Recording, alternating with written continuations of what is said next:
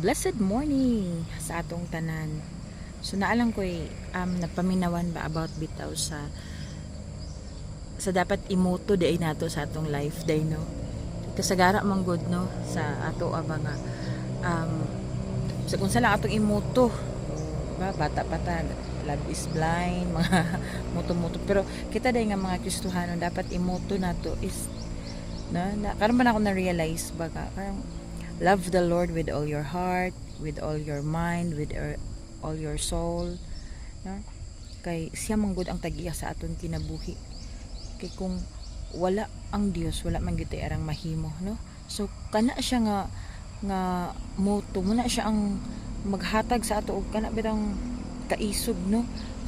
Kadasig, no, sa pagkinabuhi diri sa kalibutan, kay lumalabay raman ta diri sa kalibutan. Muna mga igsuon nga di dito pataka og moto di ay moto sa atong kinabuhi, no? Kay muna siya ang manifest siya sa imuha nga kinabuhi.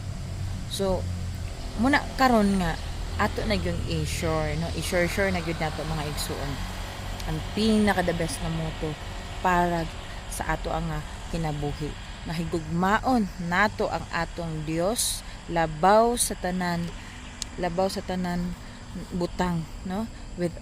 With all your heart, no? Kung nakagihigugma diha, mas labaw gyud higugma ang Dios. With all your mind, kung nakagihuna mga utang, mga mas stress ka or sa pa na din na ng mga kuan sa kalibutan, badagan kaayo mga toxic ang kalibutan mga igsuon. So hunanaon din nato nga uy, kinahanglan nga higugmaon ako ang Ginoo labaw sa kung hunahuna, no? Sa imong soul, no ba, imong kalag, di ba tong kalag gusto ni og kuan kaon, gusto ni og kanang ulag, gusto ni daghan kayo, gusto buhaton. But ihigugmaon din nato labaw pa sa imuhang gibati mga igso, no, ang atong buhi nga Dios. So kana lang, and God bless sa atong tanan.